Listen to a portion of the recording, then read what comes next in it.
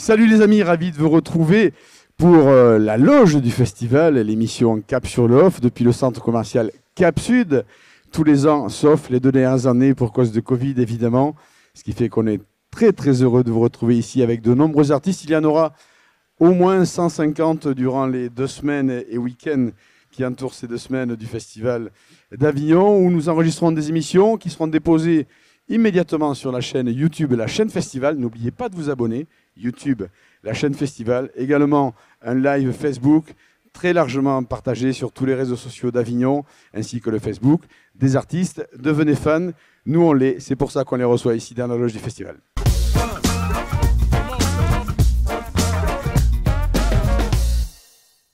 Et ce sont nos premiers invités. On va parler du premier spectacle que nous recevons ici. Un spectacle qu'il va falloir expliquer. C'est pourquoi je vous donne rendez-vous tout d'abord au Théâtre Notre-Dame. Et au-delà de ça, dans un crâne humain. C'est une histoire de cerveau qu'on va développer ici avec notamment Justine Daé. Bonjour. Bonjour. Bienvenue dans la loge du beaucoup. festival. Et également Jean-Baptiste Thomas Sertillange. Bonjour. Bonjour, merci d'être venu. Vous qui êtes auteur, metteur en scène et comédien sur l'un de ces 2 spectacles. Alors j'expliquais, c'est un petit peu compliqué parce qu'il y a donc 2 spectacles, les jours pairs et les jours impairs. Ça, c'est toujours noté à Notre-Dame à 21h15. Une histoire qui se passe dans une tête. Hein, ce sont l'histoire entre les 2 hémisphères du cerveau. Mais je vais peut-être vous laisser développer ça. C'est ça, c'est un petit peu l'originalité de la pièce, c'est-à-dire qu'on ne se situe pas dans un appartement ou dans la vie réelle, on est vraiment à l'intérieur de la boîte crânienne d'un garçon qui s'appelle Jonathan. Et dans la tête de Jonathan, nous avons 2 petites voix qui se disputent en permanence. Nous avons Joe et nous avons Nathan. Nathan Lafleur, le grand romantique, capable de tomber amoureux et d'avoir envie d'épouser la femme qu'il rencontre. Et Joe Latrick, qui, comme le nom son nom l'indique... C'est vrai que la fleur, c'est beaucoup plus romantique que le second nom de famille. Hein. Fatalement. Oui. Mais voilà, ces 2-là, c'est un petit peu des frères ennemis, d'où le titre, les sphères ennemies, et ils se disputent tout le temps. Il y a une négociation permanente entre eux pour conquérir la femme de leur vie et peut-être effectivement passer 30 ans, c'est 30 ans de cette histoire d'amour qu'on raconte, mais depuis l'intérieur du cerveau de Jonathan. Et ça, c'est la première pièce. Évidemment, ce sont 2 visions et 2 points de vue totalement différentes de la perspective amoureuse. Exactement, mais c'est un peu le yin et le yang. Et en fait, l'histoire de la pièce, c'est l'histoire de la recherche de cet équilibre entre les 2.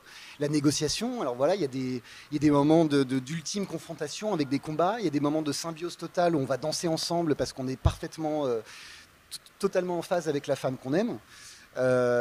Donc voilà, c'est vraiment chez les Américains, on appelle ça une bromance.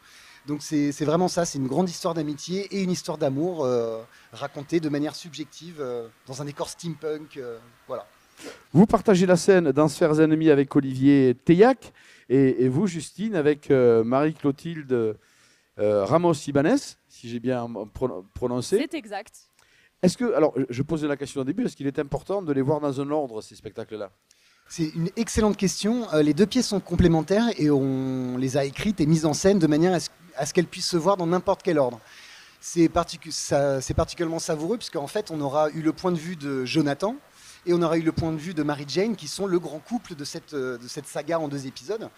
Et donc on peut assister d'abord par exemple au premier rendez-vous en amoureux entre Jonathan et Mary-Jane dans un restaurant du point de vue de Mary-Jane. Et puis le soir d'après, on peut partager ce moment, cette fois dans le cerveau de Jonathan.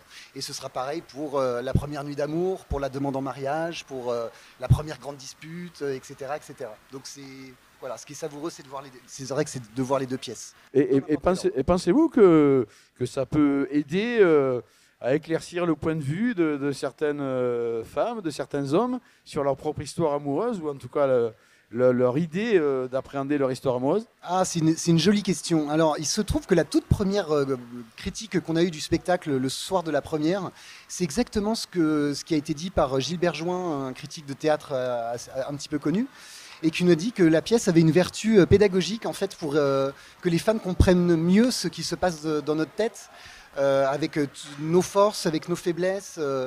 Et réciproquement. Et réciproquement, évidemment. Donc oui, c'est une comédie, on rigole beaucoup, mais c'est vrai qu'il y a toute une exploration de la psychologie des uns, des autres, j'allais dire des gens qui s'identifient comme des hommes et des gens qui s'identifient comme des femmes, voilà, mais c'est vrai qu'il il y a des couples des couples de sexagénaires qui viennent voir la pièce et qui nous disent « Ah, mais c'est l'histoire de notre vie que vous avez racontée ». Ou des petits couples, des adolescents qui viennent nous voir et nous disent « Ah, mais la rencontre, c'est exactement comme ça que ça s'est passé ». Donc c'est vrai que ça nous a touchés parce qu'il y a presque un petit côté un peu intemporel, universel dans cette pièce. Et on s'en rendait pas forcément compte au moment de l'écriture, mais les retours ont fait qu'on s'est dit bah, on a peut-être touché là quelque chose d'un peu important peut-être. Alors Justine, est-ce qu'il y a une petite notion de vengeance contre le genre masculin ou pas du tout? À travers la pièce? Oui, brûler des petits comptes ou pas? On n'est pas en compétition l'un et l'autre puisqu'on est un couple. On finit par être ensemble. Donc, Jonathan et Mary-Jane, tu veux dire? Jonathan et Mary-Jane, donc les deux protagonistes de chacune des pièces, ils sont un couple et il n'y a pas de compétition entre eux. La compétition se situe plutôt entre les deux hémisphères, sachant que pour la version femme, elles incarnent chacune des visions et des ambitions dans la vie d'une femme qui sont, on peut dire, à l'opposé. Et ce qu'on va aller chercher, c'est justement ce qu'il y a d'intéressant chez l'adverse, qui peut aussi nous aider à avancer en étant plus épanouis. Alors finalement, si j'ai bien compris, ça termine bien. Ce sont des histoires qui aboutissent à chaque fois. Peut-être la preuve que l'amour tend les bras à tout le monde. Des gens très différents arrivent à trouver leurs accès, leurs clés pour réussir. Encore une très jolie question, parce que c'est vrai que c'est quelque chose aussi qu'on nous a dit, c'est que la pièce offre un peu une grille de lecture pour la vie de tous les jours. Et en fait, on se rend vite compte que c'est dans la négociation, le dialogue entre des injonctions contradictoires que souvent se situe la vérité. Et en fait, ce qui est formidable avec Joe et Nathan et avec Marie et Jane, c'est qu'elles sont toutes les deux dans un extrême et qu'en fait, petit à petit, elles arrivent à se comprendre, à s'influencer l'une l'autre dans ce qu'elles ont de meilleur. C'est un petit peu ce que tu disais. Et donc, voilà, la pièce aurait pu s'appeler la négociation, elle aurait pu s'appeler la réconciliation aussi. Il y a vraiment une volonté de montrer que on peut être différent. Et en fait, potentiellement, c'est ça qui va faire notre richesse et faire qu'on va évoluer ensemble sur un joli parcours. Et puiser chez l'autre ce qui peut nous faire grandir aussi, qu'on a pu refouler, qu'on a pu négliger. Alors que l'épanouissement, il est justement des deux côtés. Oui, si je peux compléter, c'est vrai que, notamment dans la 2, il y a Marie symbolise un petit peu la femme enfant, celle qui avait des rêves de chanter au Carnegie Hall, de fonder une famille. Elle est un petit peu dans la lune, elle n'est pas très disciplinée. Et on a Jane, pardon, qui elle est une battante. Elle a envie de conquérir le monde de l'entreprise, être autonome. Et au bout d'un moment, à force de s'être battue dans cet univers d'entreprise extrêmement difficile, elle a perdu un petit peu son âme d'enfance. Et Marie se trouve un petit peu exclue et perdue même. Et c'est là où il y a un déséquilibre. Et la question, c'est comment elles vont retrouver cet équilibre, se reconnecter avec quelque chose de très profond. Et c'est une comédie. Alors, si vous avez envie de passer un très bon moment de théâtre, parce que vous avez vu que le sujet est extrêmement original, la manière de l'aborder aussi, la construction même, puisque c'est en 2 fois. Alors, ce que je vous propose, c'est d'aller au Théâtre Notre-Dame un jour impair pour aller voir Les Sphères Ennemies à 21h15. Et puis, comme vous connaîtrez le chemin, vous y revenez le lendemain pour voir Marie-Jeanne, puisque les 2 spectacles se complètent. C'est un très bon moment que les spectateurs vont passer en vous retrouvant. Je vais vous remercier, Jean-Baptiste. Merci beaucoup. Vous saluerez votre collaborateur de scène, Olivier. Et j'en profite pour remercier également Alexis Berex à la mise en scène, qui fait pleinement partie de ce C'est projet, important de préciser. Univers, voilà. C'est important de préciser. Merci, Justine. Et vous saluerez Marie-Clotilde de notre part aussi, qui est certainement en train de faire la promotion dans les murs. Je rappelle les spectacles: Les Sphères Ennemies, Théâtre Notre-Dame, 21h15, les jours impairs. Et puis Marie-Jeanne, le lendemain, le jour pair, Théâtre Notre-Dame également, 21h15 également. Les amis, merci beaucoup. Nous vous souhaitons ici un très très bon festival. Merci beaucoup. Merci.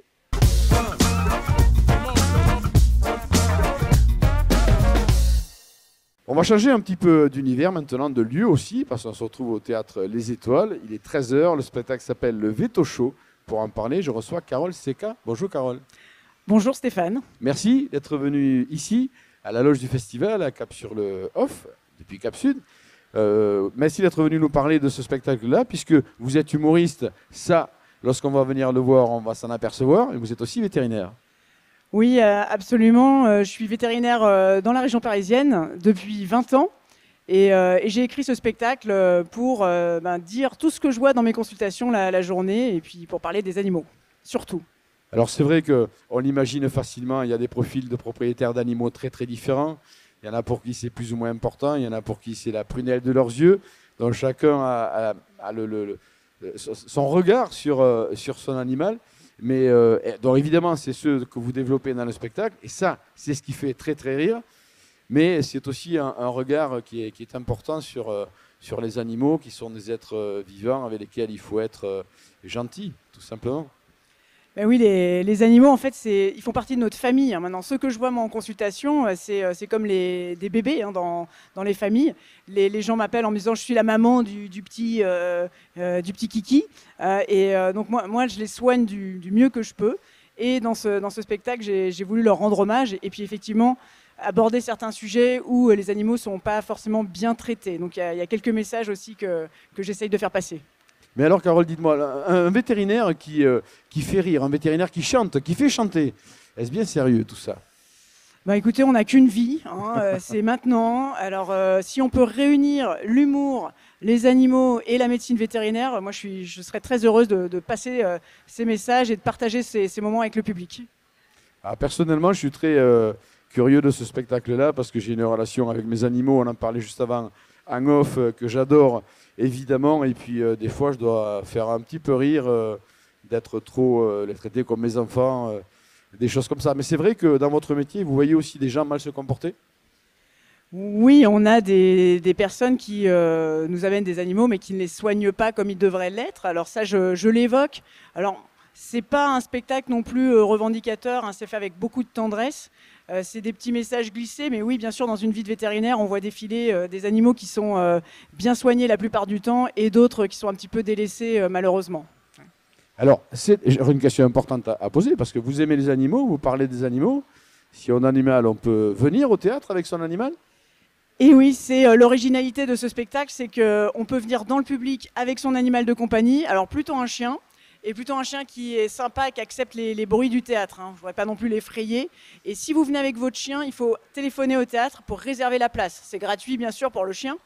Mais je ne voudrais pas me retrouver avec 10 labradors et 15 rottweilers. Donc pour que tout se passe bien, vous téléphonez et puis on réserve la place pour le chien. Alors vous aimez vous amuser, vous aimez rire, mais vous aimez les animaux, bien sûr, mais surtout s'amuser parce que c'est une vraie comédie. Je pense que, et on le ressent dans l'interview, vous êtes humoriste aussi. Au moins autant que vétérinaire, vous aimez ça, partager et vous amuser en même temps que vous amusez le public? Ouais, j'adore ça. Mon idole, c'est Blanche Gardin. Et j'ai pris comme nom de scène Carole C.K. ou Carole C.K. C'est en référence à Louis C.K. Louis C.K., c'est un humoriste américain qui sort avec Blanche Gardin. Et comme Blanche Gardin, c'est mon idole, c'est une manière de lui faire croire que je suis de sa famille. Comme ça, peut-être qu'un jour, elle voudrait bien m'adresser la parole. Ça s'appelle Veto Show. C'est à 13h au Théâtre Les Étoiles, mais attention, c'est que jusqu'au 16 juillet. Donc dépêchez-vous d'aller le voir avec votre animal ou pas. 13h, Théâtre Les Étoiles, le Veto Show avec Carole Sika, que nous avons eu beaucoup de plaisir à recevoir aujourd'hui, à qui nous souhaitons un très très joyeux festival. Surtout, belle réussite. Merci beaucoup Stéphane, merci à vous.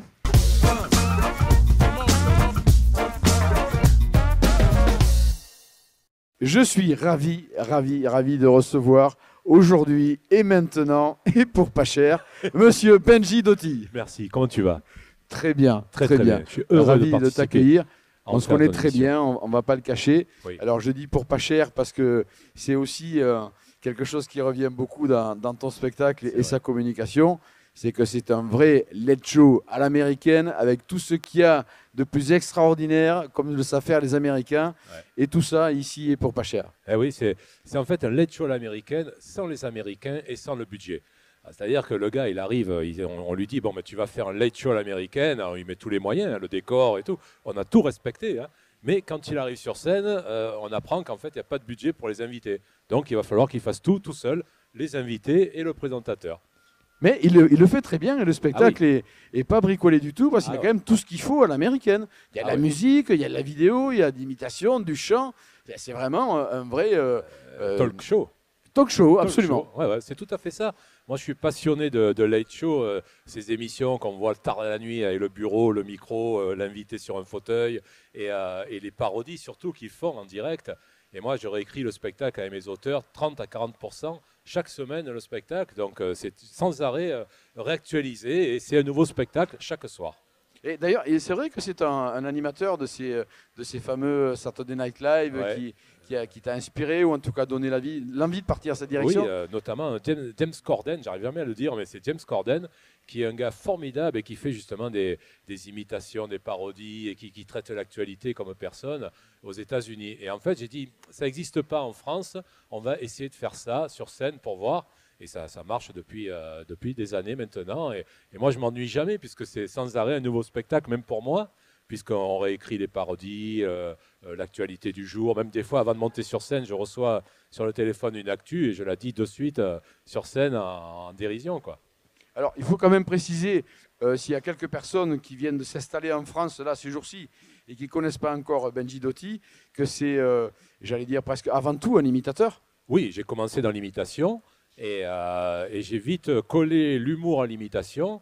Et au bout d'un moment, je me suis lassé de l'imitation pure, comme on peut dire, comme il y en a qui le font très très bien, des imitateurs vocaux, des performeurs. Et moi, je voulais vraiment que ce soit de la déconne. Et c'est, on va peut-être en parler, mais c'est mon ami Jean-Marie Bigard qui m'a dit, mais tu peux tout faire, attends, tu peux faire imitateur, humoriste, tout. Fais tout dans le même spectacle et éclate-toi. Donc j'ai tout réuni. Et j'ai fait ce spectacle qui est une grosse rigolade, tout en rendant hommage aux chanteurs aussi, des grands noms du musical. Donc il y a des moments aussi un peu où je prouve justement que je suis vraiment imitateur aussi.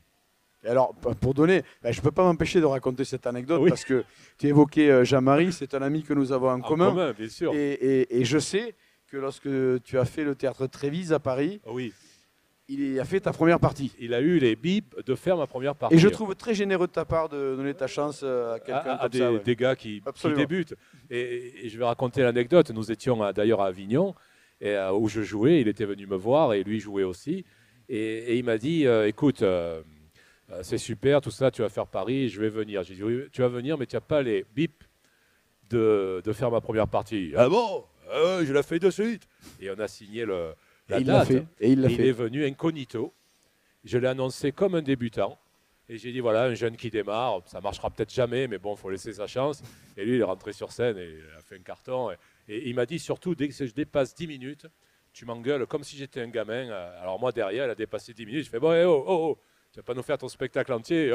Voilà. Ah, c'était savoureux. Mais voilà, ce que m'a apporté vraiment Jean-Marie Bigard, c'est surtout la technique, le métier, la technique sur scène. Fais ce mot à la place de celui-là, place-toi là, fais comme ça avec le public, par rapport à la lumière, tout ça.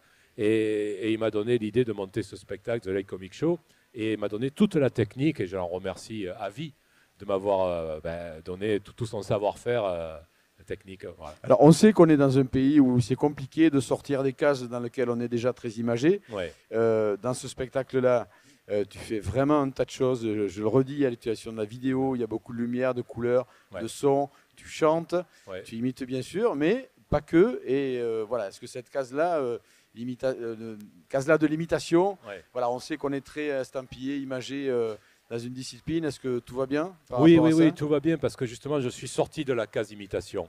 Je prouve aux gens que je suis un chansonnier moderne, comme on va dire, que je peux très bien présenter une émission télé, que je peux très bien, comme tu le fais toi, faire de l'humour, de l'émission télé. Je peux faire une émission télé, je peux être présentateur, je peux être humoriste, chanteur, parce que j'ai une voix aussi. Absolument, je confirme. Et écrire sur l'humour et sur l'actualité, et attendrir les gens aussi par des moments d'émotion.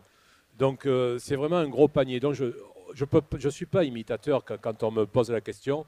Je dis je suis pas imitateur, je suis humoriste et caricaturiste. En tout cas, The Late Comic Show, c'est aussi une belle idée du spectacle avec un rideau qui s'ouvre sur de la lumière, sur de la vidéo, du chant, du costume, tout ce qui se passe. On a l'impression que vous êtes plein sur scène parce qu'il y a aussi les imitations avec les personnages. Et il y a de l'actu, il y a la satire. Ça ne s'arrête pas en fait. C'est 1h40 et on ne voit pas passer le temps. Et moi non plus, des fois, je suis surpris. J'ai dit, merde, j'ai dû oublier un truc. Non, ça passe vite. Et c'est 2.0 puisque je suis passionné d'informatique et je suis un peu un geek. Et Et donc, je balance de la vidéo en direct sur scène. J'appelle des gens en direct sur scène aussi. Des fois, il y a des surprises, des fois, il y a des gens connus, des gens moins connus. Et je fais témoigner aussi des gens sur l'actualité que je détourne moi-même. Je fais témoigner des gens en direct en vidéo. Enfin, c'est du gros n'importe quoi. Non, c'est pas du n'importe quoi. C'est bien, surtout du vrai spectacle, encore une fois, avec populaire. Beaucoup de choses populaires. On peut venir avec les gosses. Et extrêmement drôle. J'en parle, tu l'as il vu. le sait très bien parce que je l'ai vu il y a pas si longtemps que ça. C'est vrai. Encore, c'est un grand divertissement où on rit beaucoup aux performances, à l'univers, à l'écriture de Benji Doty. Alors attention, il n'est pas là tout le festival, c'est du 14 au 17 juillet seulement. Ouais, seulement 4 dates, parce que je suis en tournée estivale, juillet-août, un petit peu partout en France. Et au théâtre confidentiel, qui n'est pas aussi grand que l'Alhambra, théâtre dans lequel il vient de faire un énorme succès à Paris pendant 6 mois. 6 mois à l'Alhambra, et j'y retournerai. Voilà, juste 3 petites journées à Avignon au théâtre confidentiel à 21h. Ça s'appelle The Late Comic Show. 18h30. 18h30, pardon. Oui, mais si tu veux, j'y vais à 21h. Mais j'irai voir les potes. C'est mieux d'y être en même temps que le public. 18h30. Voilà, pardonnez-moi, théâtre confidentiel, 18h30 du 14 au 17 juillet, The Late Comic Show. C'était Monsieur Benji Doty. Merci, amuse-toi bien. Merci à vous, merci à toi. Plaisir.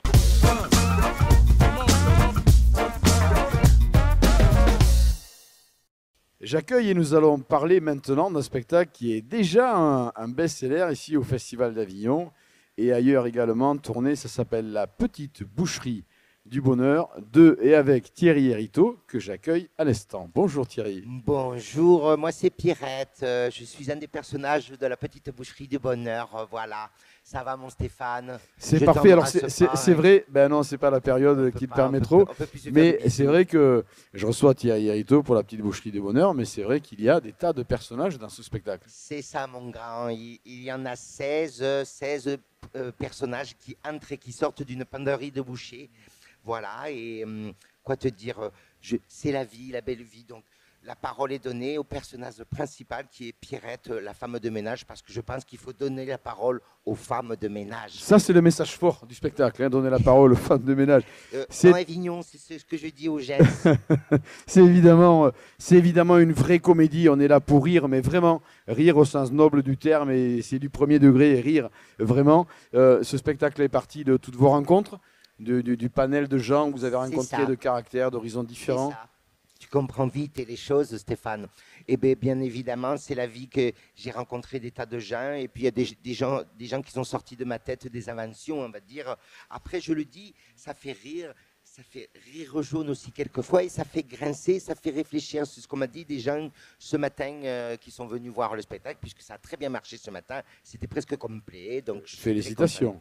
Merci que ça dure, que ça dure. Mais bien sûr d'ailleurs, que ça va durer. Et d'ailleurs, pour que ça continue à durer, je dois préciser que c'est au Théâtre des Teinturiers, c'est à 11h le matin. Non, tu fais erreur, c'est rue des Teinturiers, au Théâtre L'Albatros. Au Théâtre L'Albatros, rue des Teinturiers. Voilà. C'est à 11h le matin avec des relâches le mardi, c'est absolument tout public. C'est tout public à partir de 7 ans quand même, parce qu'il y a des petites choses que les enfants petits ne comprendraient peut-être pas. Ah ben 7-77 ans, c'est quand même large. Je dirais même 7-120 ans maintenant. On vit très absolument. vieux, tu le sais. Absolument. Enfin, je ne dis pas ça pour toi, bien sûr. Non, mais ma grand-mère a 105 ans et elle va très bien. Voilà. Et généralement, ça saute une génération, hein, tu le sais. Ah ben, on l'espère. En tout cas, Thierry Héritot, c'est toujours un plaisir de vous accueillir ici parce que, évidemment, les 2 dernières années, ça a été compliqué pour le monde du spectacle d'une manière générale. En 2019, ça avait été très plébiscité, ce spectacle-là, comme partout ailleurs. Depuis, vous avez fait d'autres festivals, vous avez gagné des prix, d'ailleurs. Voilà, non, je ne fais pas trop de concours, à dire vrai. Je suis un peu âgé maintenant pour les concours, excusez-moi. Pardon, vous avez été invité dans des festivals plutôt en fait, le Festival d'Avignon de 2019, donc ça a tardé. J'ai eu la chance d'avoir un monsieur qui travaille avec le festival Le Vous du Rire à Liège. Ils ont cru que j'étais belge. J'ai pourtant pas un accent belge. Et ils m'ont dit, votre spectacle, je suis sûr, cartonnerait en Belgique. Du coup, ils me programment au Festival international de Liège, Le Vous du Rire, au mois d'octobre prochain, 20-21. Alors ça, c'est une très belle carte, comme on dit, d'aller là-bas. Mais en attendant, Vous êtes ici à Avignon, C'est ça. sur toute la durée du festival, sauf les C'est mardis, ça. au théâtre L'Albatros à 11h, le spectacle Voilà. La Petite Boucherie du Bonheur. Si vous aimez rire et rire tout simplement, Voilà. n'hésitez pas à aller retrouver Thierry Hériteau J'ai ramené un à petit l'Albatros fly, à 11h. un tout petit fly. Voilà. Avec Comme son ça, petit je suis fly. sûr qu'on ne peut pas les manquer. Merci Thierry, un très bon festival à vous. Merci Stéphane, tu es très gentil. Reste comme tu es.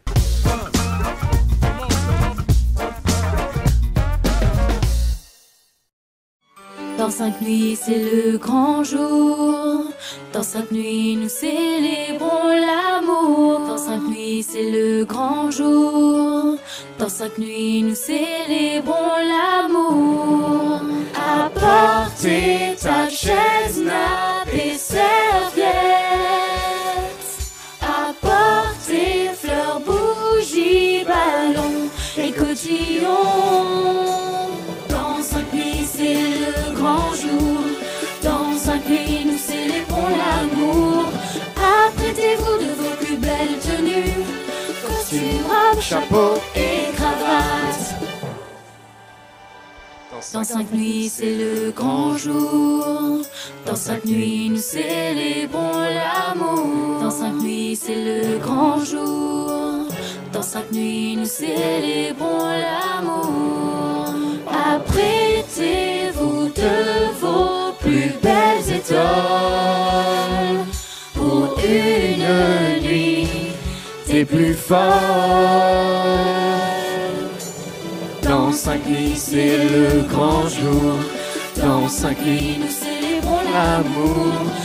Apprêtez-vous de vos plus belles tenues, costumes, robes, chapeau et cravate.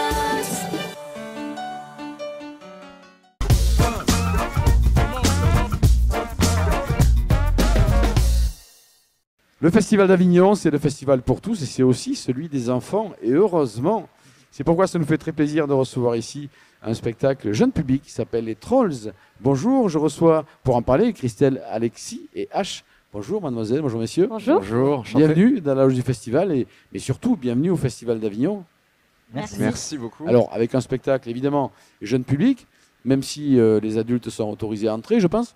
Oui, Ils sont bien sûr. bienvenus. Voilà, je crois que tout le monde Des fois, ils trouve, prennent plus de plaisir même que les enfants. Ah oui, Donc, ça doit arriver bien souvent. Ouais. Effectivement, alors, un spectacle jeune public, il y a de la féerie, il y a du conte dans cette histoire-là. Oui. Vous êtes, vous, la fille d'un fermier, Exactement. sur le point de vous marier, mais avant cela, vous avez quelque chose qui vous tient très très à cœur pour vous libérer totalement. C'est ça. En fait, je me fais voler le collier de cristal que ma maman m'a offert juste avant de mourir. Donc voilà, c'est un cadeau qui me tient particulièrement à cœur. Et Yorick, ici présent, va entreprendre un voyage voilà, le long de la vallée verte et de la forêt aux griffes d'acier afin de récupérer ce collier des mains des trolls. Avec l'aide des enfants, je suppose. Oh oui, tout à fait. Et du coup, en même temps, quand elle a très bien dit la forêt aux griffes d'acier. Et du coup, déjà, les images, elles sont, ça peut faire peur. Et du coup, même seul lutin, il a très peur à la base. Et vu que cet amour pour son meilleur ami, elle est tellement importante, du coup, il va affronter ses peurs en allant dans cette forêt aux griffes d'acier et Avec, récupérer le collier de cristal pour sa meilleure amie. Voilà, avec l'aide des enfants qui l'aident à affronter les Exactement. trolls qui sont dans cette forêt. Avec Et qui vont des tout enfants faire qui pour, participent. Voilà. Bien sûr, dans ce spectacle, alors, je vois vos très jolis costumes. Et vous chantez aussi, vous dansez dans le spectacle. Ouais, beaucoup de chants et de danse, c'est pareil, on fait chanter les enfants avec nous. Quelle est la Et- proportion? On le qualifie de théâtre musical, de comédie musicale? Comédie musicale, ouais, Oui, on c'est peut- ça. Comédie c'est ça. musicale, C'est une d'accord. comédie musicale. D'accord. Donc les chansons sont vraiment intégrées dans l'histoire et font partie de l'histoire et racontent une scène particulière. Et alors, Voilà. vous avez eu la gentillesse de faire un petit extrait à mode dégradé. Ici, on n'est pas dans un théâtre, le son n'est pas parfait, mais ça donne quand même une petite idée de ce qui se passe là-bas. Effectivement, vous dansez, vous chantez, c'est une vraie comédie musicale dans laquelle vous faites entrer les enfants dans votre univers, dans l'univers de cette histoire-là en tout cas. Et C'est puis ça. on a pu mesurer ici, nous, lorsqu'on a capté votre extrait, à quel point les chansons pénétraient immédiatement Ouais. sa personne, son cœur et ses émotions en tout cas. Vous avez démarré déjà le festival, hein? Oui, tout à fait. Ouais. On est Alors- né à notre 3e date. aujourd'hui. Comment se sont passées les 2 premières dates? Ou Ouais. les 3 premières? Eh ben, se sont bien passés. On attend encore un peu plus de monde. On espère que les enfants vont pouvoir venir voir ce spectacle. C'est le début du festival. Mais Voilà, c'est alors, le il faut début, préciser et- que finalement, vous jouez à 10h30 le matin, et c'est très bien. Il fait un petit peu plus de fraîcheur que l'après-midi pour les enfants. Et puis le Paris est un beau théâtre climatisé de toute façon, où on se sent bien. Donc, vous êtes au théâtre Le Paris à 10h30. Il y a des jours de relâche? Non. Alors, tous les jours. Du 7 au 30 juillet à 10h30, théâtre Le Paris. La comédie musicale s'appelle Les Trolls, la caverne des trolls. La caverne des trolls, ouais. Qu'est-ce qu'on peut dire, un dernier mot aux enfants pour leur donner envie de venir se lancer dans cette histoire? Eh ben, y a beaucoup de chansons et aussi beaucoup d'humour. Alors, ils vont au départ peut-être se demander ce que vont être ces trolls. Il y a un gros mystère autour de ces trolls et on espère qu'au final, ils vont se rendre compte que c'est plutôt des bêtes, voilà, des méchants un peu bébêtes et il faut se rendre compte qu'ils ne sont pas si terrifiants que ça. Et grâce à leur aide, on va réussir à les affronter. Finalement, c'est peut-être les trolls qui ont plus peur des enfants que les enfants des trolls. Donc, c'est la bonne surprise du spectacle. En tout cas, vous êtes plein d'énergie, il n'y a pas de relâche, mais je signale quand même qu'il y a deux équipes en alternance. Oui. Vous avez des camarades de jeu qui prennent le relais de temps en temps. On peut-être à partir du 19, ce sera notre autre équipe. Donc, moi, c'est Christelle et mon alternante, c'est Laura. Moi, je suis Alexis et du coup, mon alternante, c'est Antoine Demière. Moi, je suis H et moi, en alternance, ça va être Baptiste. Baptiste en alternance, voilà. Donc, du 7 au 30 juillet à 10h30, Théâtre de Paris, ça s'appelle Les Trolls, la caverne des trolls. Alors, les enfants, allez-y, on espère que votre passage ici vous aidera à faire passer l'information. Et puis, les moins enfants, si vous avez gardé un petit côté jeune comme tout le monde, n'hésitez pas à accompagner vos enfants au Théâtre de Paris à 10h30 pour le spectacle Les Trolls. Merci beaucoup d'être venu en parler ici à Capsule Off. Merci à vous.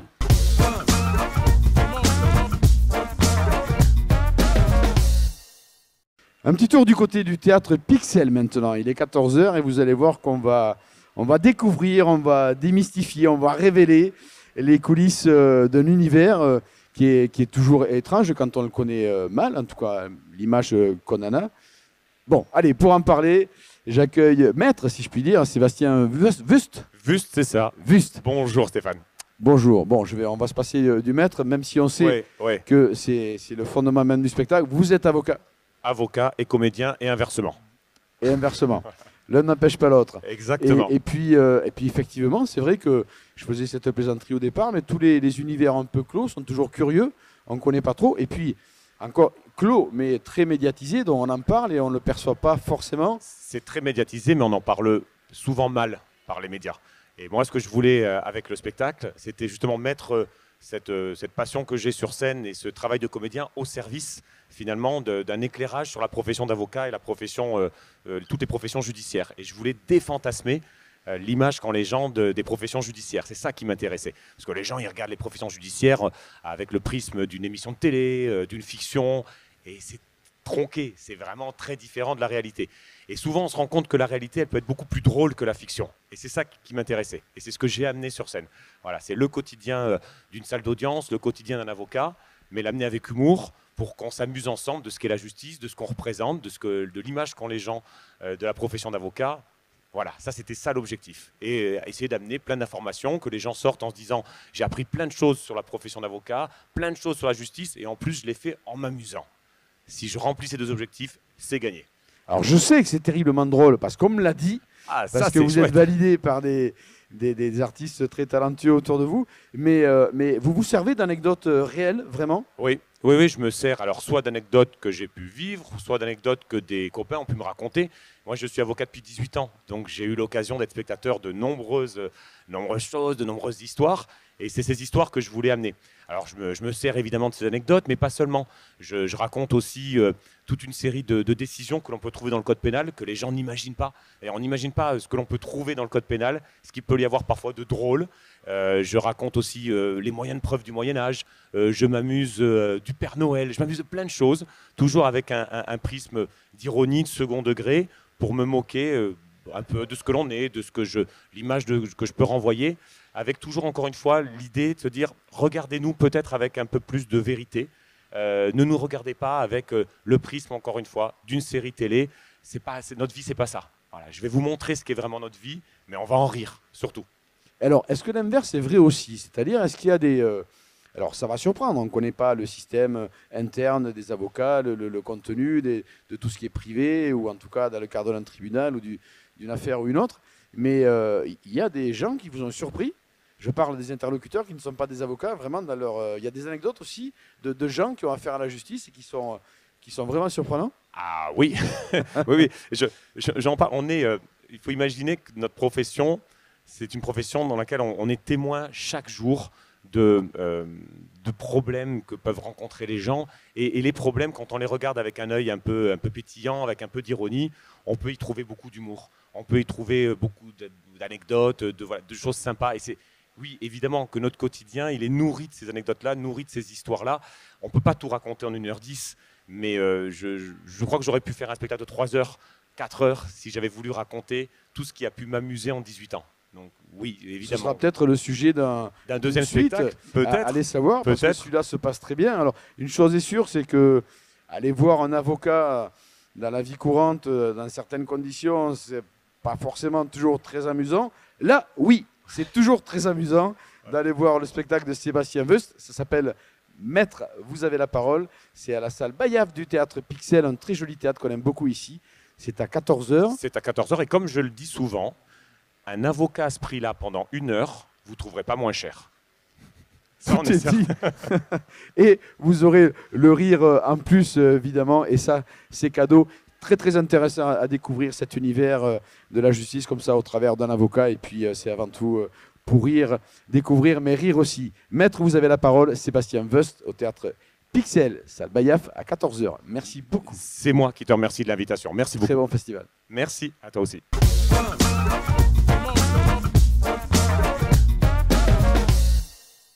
Je vous amène maintenant du côté du théâtre L'Autre Carnot, un théâtre qu'on aime beaucoup ici à Cap-sur-le-Hoff. Stéphane Kiltien est un ami de tous les gens du métier d'ailleurs, et il accueille de très jolis spectacles, une belle programmation, notamment ce spectacle-là dont on va parler. Et pour ce faire, je reçois Fanny Pochol. Bonjour. Bonjour. Merci Fanny d'être venue nous voir ici dans la loge du festival depuis Cap-Sud. Merci à toi pour l'invitation.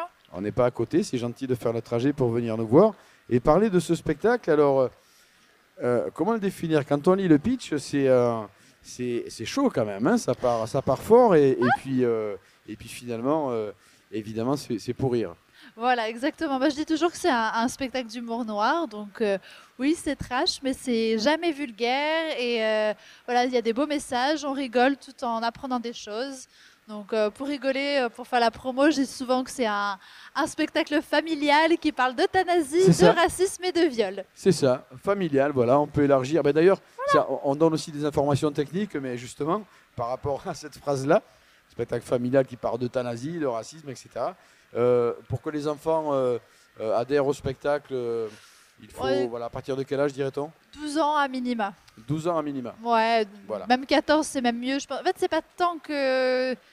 C'est pas vulgaire, donc c'est pas très. Enfin, c'est plus que ça va pas les intéresser. Oui, ce sont des questions de référence, bien sûr. Voilà, c'est ça. C'est juste, voilà, l'euthanasie. Ils vont regarder leurs parents, genre, oui, qu'est-ce que c'est? Enfin voilà. Ouais, ils en sont loin et fort heureusement. Voilà. Et en revanche, vers le haut, il n'y a pas de limite, évidemment. Alors, je sais que vous avez fait beaucoup de premières parties prestigieuses, de gens qu'on connaît bien ici. J'ai regardé un petit peu les noms. Ouais. Tout ça, c'est des validations très intéressantes, très agréables, tout comme le fait d'être au théâtre L'Autre Carnot. Qu'est-ce qu'on pourrait dire pour donner aux gens, pas les effrayer? Alors, évidemment, on a compris que c'est une comédie. Est-ce qu'il y a certains messages que vous tenez à faire passer dans le spectacle, ou c'est simplement vraiment pour se détendre? Alors, il y a plusieurs messages. Tout est fait pour qu'on réfléchisse et qu'on rigole en même temps. Donc, les thèmes, c'est toujours pour essayer de dénoncer quelque chose, de ressortir de là en se disant « Ah ouais, il y a des choses à bouger dans ce monde-là, il y a plein de choses à faire pour que ça se passe mieux tous ensemble. » Et puis, je l'ai appelé vraiment pas comme nous parce que je me suis toujours sentie un petit peu à côté de la plaque. Et on est tous le vraiment pas comme nous de quelqu'un. Et on pense tous souvent différemment du voisin, par exemple. Donc, essayer de se respecter les uns les autres, c'est aussi un peu le message du spectacle. Alors ça, c'est un joli message. Et encore une fois, les chemins à emprunter, ben, vous n'y allez pas justement par 4 chemins. Parce que voilà, c'est un petit peu trash aussi. Par voilà, moment. c'est ça. Et puis, ça vient jolie jeune fille, toute douce, toute féminine. Bah oui. Ça donne aussi à l'effet comique une valeur ajoutée. C'est ça, c'est le contraste qui est saisissant. C'est parce que je dis plein d'horreurs, mais dans la vraie vie, je suis super gentille, voire même trop gentille dans la vraie vie. Donc bon, sur scène, aussi, je me rattrape. D'accord. Eh bien, vraiment pas comme nous, c'est le titre du spectacle? Absolument. Vraiment pas comme nous. C'est au théâtre L'Autre Carnot à 13h30. Fanny Pochol. Écoutez, franchement, venez la découvrir et venez tout simplement vous marrer. Hein. Je crois que c'est ça, on est là pour ça aussi. Ouais. C'est l'idée au Festival d'Avignon. 13h30, en tout cas, elle ne manque pas d'énergie, elle y mettra les moyens. On l'a vu avec les sujets choisis. Merci Fanny Pochol. Merci à toi. Très bon festival à vous. Merci.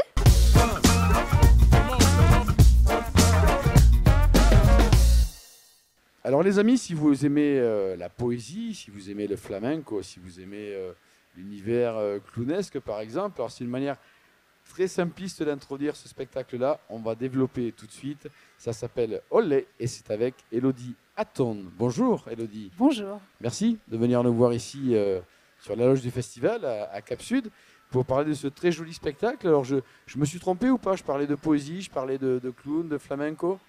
Oui, c'est tout à fait ça. C'est un mélange de deux univers, donc l'univers du clown et l'univers de la danse flamenco. Et ça donne un voyage poétique autour du flamenco.